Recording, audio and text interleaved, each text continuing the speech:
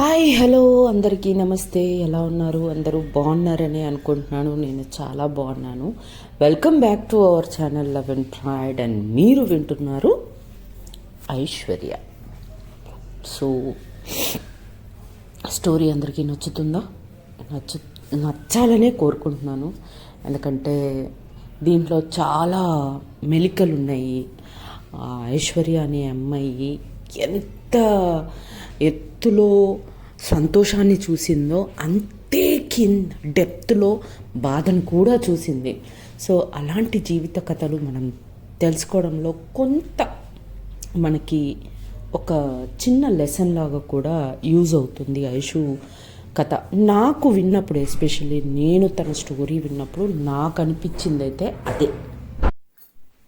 Course నేను కొత్తగా నేర్చుకున్నాను అంటే కొన్ని విషయాలు ఆ వయసులో నేను నేర్చుకోలేకపోయినా ఈ వయసుకు వచ్చాక నేను నేర్చుకున్నవి తను ఆ వయసులోనే, లైక్ 17-18 ఇయర్స్లో, అంత చిన్న వయసులో ఎన్నో కష్టాలు చూసి ఎంతో నేర్చుకుంది లైఫ్ గురించి.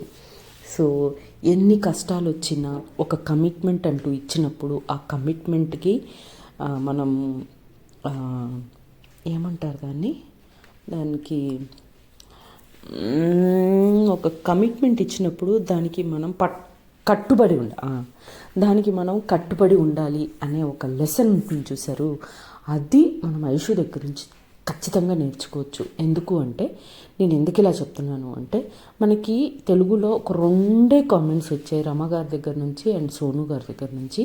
ఇద్దరూ కూడా ఏంటి అంటే, ఇంత కష్టం పడింది ఐషు దీనికంటే, అంటే తమిళ్లో ఏంటంటే, దీనికంటే వాళ్ళ నాన్న అంత ఇబ్బంది పడుతూ తను ఉంచుకునే దానికంటే హాస్టల్లోనూ పెట్టుంటే బాగుండేది అని మన తెలుగులో అండ్ తమిళ్లో కమెంట్స్ వచ్చినాయి.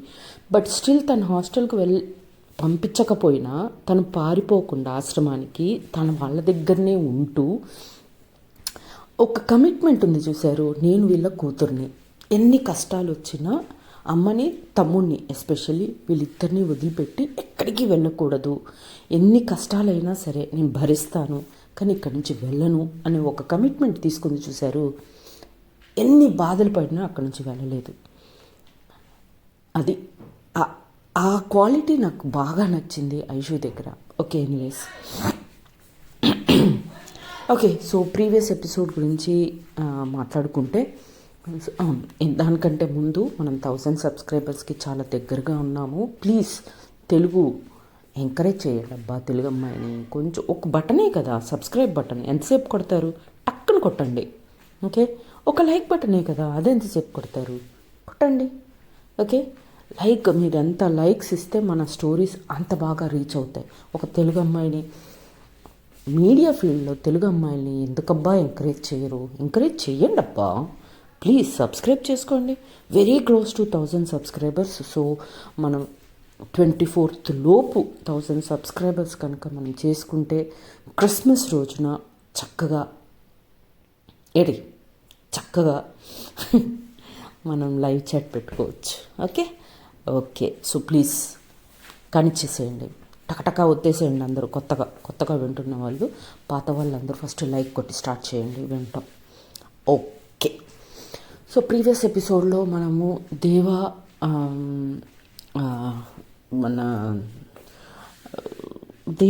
ఐషు దేవాకి తన చిన్ననాటి కష్టాలు, వాళ్ళ అమ్మ నాన్న ఎలా చనిపోయారు, తను ఎలా అనాథాశ్రమంకి చేరింది, అక్కడి నుంచి తను ఎవరు దత్తత తీసుకున్న పేరెంట్ల వలన కొన్ని రోజులు బాగానే చూశారు. తర్వాత వాళ్ళకి బాబు పుట్టాక వాళ్ళ నాన్నగారు మనసు ఎలా మారిపోయింది, మారిన వాళ్ళ నాన్న తనకి ఎన్ని కష్టాలు పెట్టాడు, అండ్ ఆ కష్టాల్లో తను 3rd నుంచి 5th వరకు మంచి కాన్వెంట్ స్కూల్లో చదువుతుంది. ఆ తర్వాత వాళ్ళ నాన్నగారు తను తీసుకొచ్చి గవర్నమెంట్ స్కూల్లో వేశారు. ఈ తర్వాత ఏం జరిగింది అనేది ఇప్పుడు చూద్దాం. సో తన్ని వాళ్ళ నాన్నగారు తీసుకొచ్చి గవర్నమెంట్ స్కూల్లో వేశారు. గవర్నమెంట్ స్కూల్స్ అంటే జనరల్గా Tamil, Telugu, Hindi, according to the state మనకి ఆ లాంగ్వేజెస్ ఉంటాయి కదా. సో అలా తన్ని తమిళ్ మీడియంలో వేయడంతో, సో అప్పటిదాకా ఇంగ్లీష్ మీడియంలో చదివిన ఐషు సడన్గా తమిళ్ మీడియంలోకి వచ్చేసరికి తన పర్ఫార్మెన్స్ తగ్గిపోతుందన్నమాట. ఓకే. సో ఇప్పుడు మా అన్నయ్య ఇంగ్లీష్ మీడియంలో చదివే వాళ్ళని తీసుకెళ్ళి తెలుగు మీడియంలో వేస్తే ఆ వర్డింగ్స్ అలవాటు అవ్వడానికి మనకి చాలా టైం పడుతుంది, right? So same thing is happening with Aishu అనమాట. సో ఐషుకి కూడా అదే జరిగింది. ఇంగ్లీష్ మీడియంలో అప్పటిదాకా చదివిన ఇంగ్లీష్ మీడియంలో నుంచి తీసుకెళ్ళి తమిళ్ మీడియంలో వేసేసరికి తన మార్క్స్ స్కోర్స్ అన్నీ తగ్గిపోవడం స్టార్ట్ చేశాయన్నమాట. బట్ ఐషు ఎప్పుడు గివప్ ఇవ్వకుండా నేను కష్టపడాలి, చదవాలి, నేను బాగా చదివి అమ్మని తమ్ముడిని బాగా చూసుకోవాలి అన్న ఆలోచనతోటి చాలా హార్డ్ వర్క్ చేసేదన్నమాట. అండ్ అక్కడ తను ఎవరితోటి ఫ్రెండ్షిప్స్ లాంటివి ఏమీ చేసుకోలేదు, జస్ట్ హాయ్ బై ఫ్రెండ్స్ తప్ప. ఎందుకంటే వాళ్ళ నాన్నగారు ఆల్రెడీ ప్రతి విషయంలో తన్ని గొడవ పడుతూనే ఉన్నారు, తన్ని కొడుతూనే ఉన్నారు.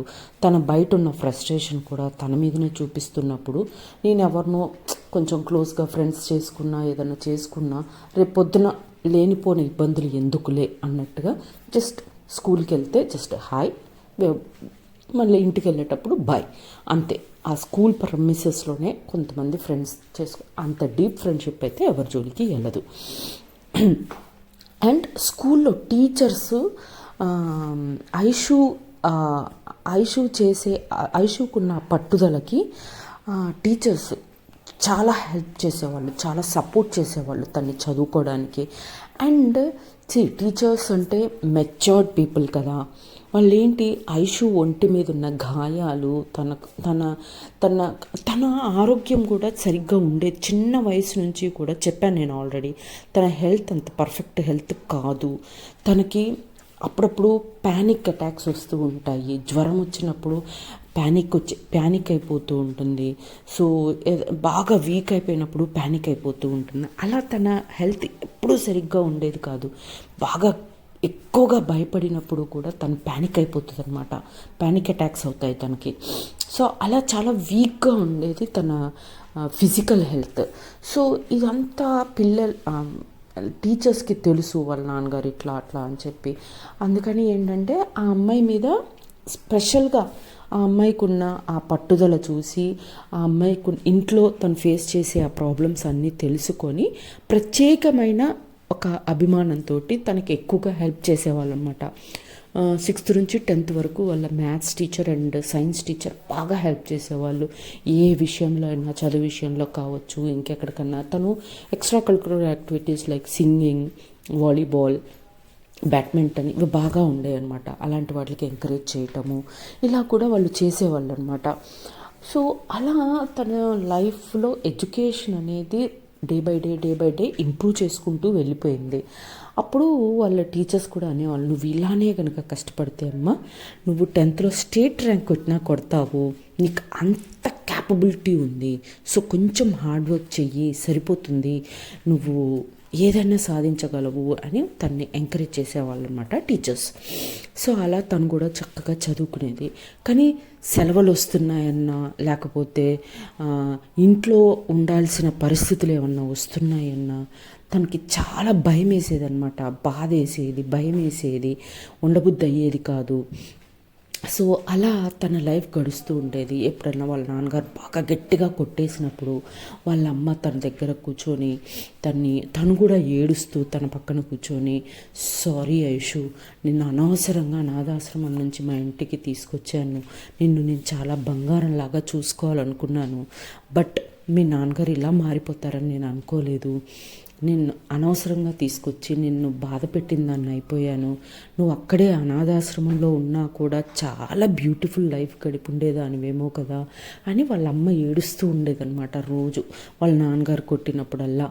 అయితే ఐషు ఏమో, అదేంటమ్మా అలా అంటావు, నువ్వు అలా ఎప్పుడూ అనుకోకు, నేను అక్కడే ఉండుంటే నాకు అమ్మ అనే బంధం, తమ్ముడు అనే బంధం ఉండేదా, అసలు ఆ బంధాలే నాకు తెలిసేవి కాదు కదా, మీరిచ్చే ప్రేమ మీరు ఇస్తున్నారు కదా, నాన్నగారు కూడా మంచోళ్ళే అమ్మా, కానీ ఎందుకో అప్పుడప్పుడు అలా బిహేవ్ చేస్తారు, బట్ ఇట్స్ ఓకే, నాకు మీ ప్రేమ కావాలి అని చెప్పి ఆ ప్రేమ కోసం అన్ని బాధలు భరిస్తూ ఉంటుందన్నమాట. సో కానీ ఆ అమ్మకి 2 బ్రదర్స్ ఉంటారు, వాళ్ళ అన్నలో మరి తమ్ముళ్ళో నాకు తెలియదు కరెక్ట్గా. తను చెప్పింది ఏదో కానీ నాకు గుర్తులేదు. సో అందుకే బ్రదర్స్ అని చెప్తున్నాను. సో తనకి ఇద్దరు బ్రదర్స్ ఉంటారు. వాళ్ళు అప్పుడప్పుడు ఇక్కడికి వస్తారనమాట ఐషు వాళ్ళ ఇంటికి. ఐషు వాళ్ళ ఇంటికి వచ్చినప్పుడు ఐషు మీద చాలా బ్యాడ్ ఐ అనమాట. ఒక ఒక దాన్ని ఏమంటారు, బ్యాడ్ ఐ, అయ్యో కరెక్ట్ టైంకి వర్డ్స్ గుర్తురావు, ఏమో సర్లే.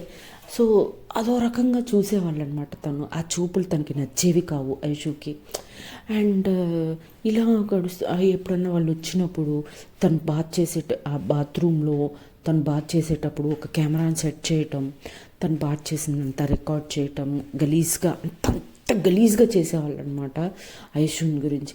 ఆ కెమెరా ఆ వీడియోస్ చూపించి తన్ని బెదిరించటం, కావాల్సినవన్నీ చేయించుకోవటం, ఇలా కూడా చేశారు వాళ్ళు. అండ్ ఒకసారి నన్ను బాగా కొట్టి, ఎవరూ లేనప్పుడు బాగా కొట్టి తన జుట్టు పట్టుకొని ఈడ్చుకెళ్ళి బెడ్ మీద పడేసి ఇద్దరూ చాలా అసహ్యంగా నా మీద ప్రవర్తించారు.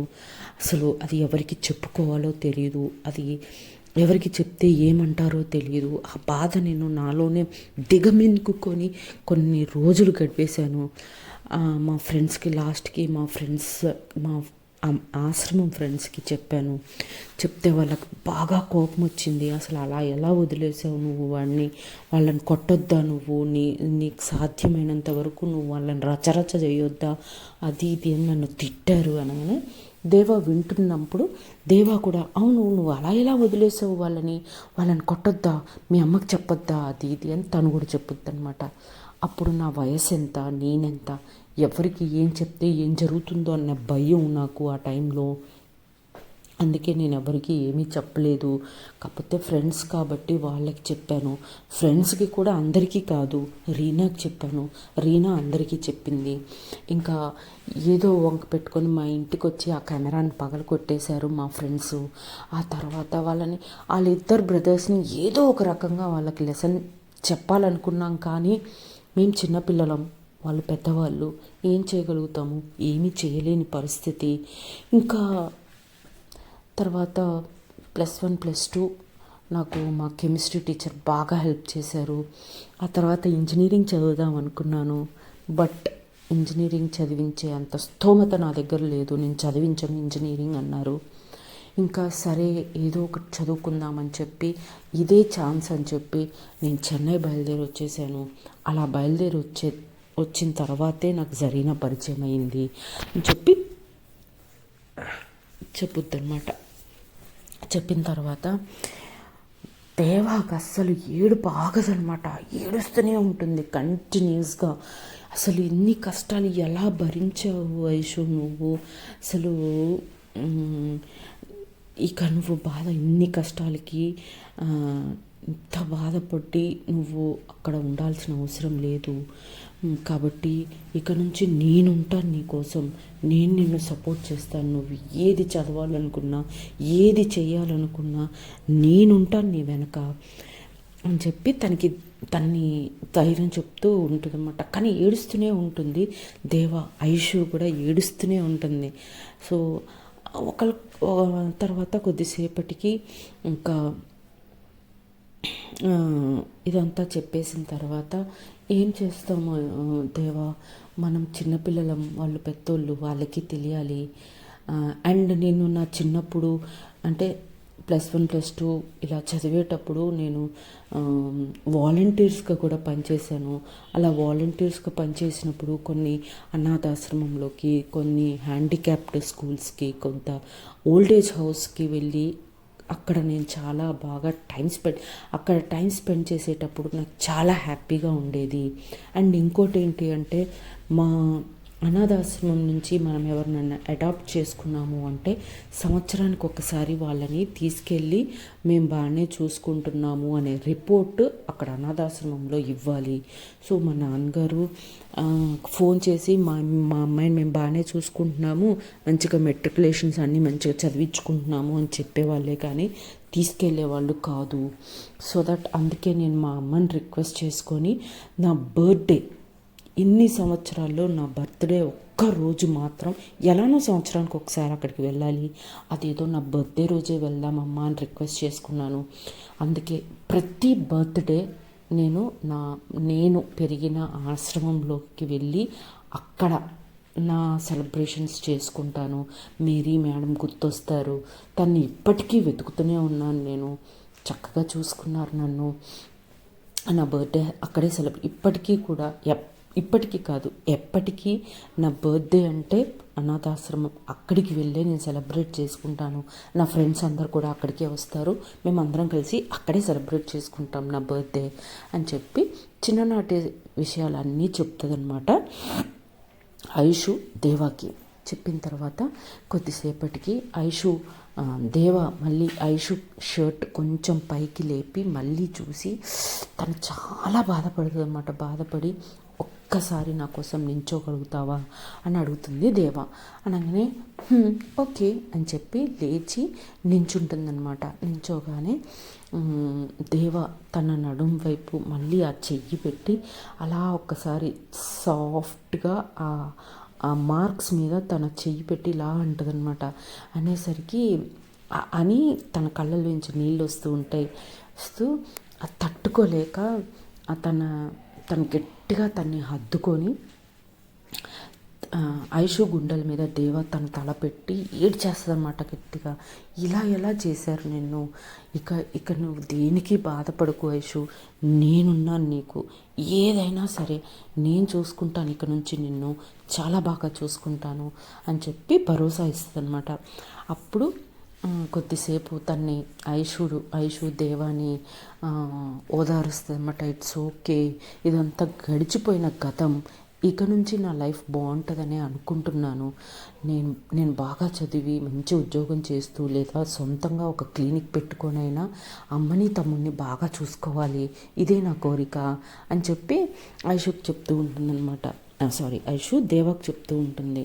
కొద్దిసేపటి తర్వాత ఐషు దేవా పక్కన కూర్చొని తన 2 చేతులు పట్టుకొని, దేవా నేను ఒక రిక్వెస్ట్ చేయనా నిన్ను అని అడుగుతుంది అనమాట. అంటే చెప్పు ఐషు, ఏంటి చెప్పు అని దేవా అడుగుతుంది.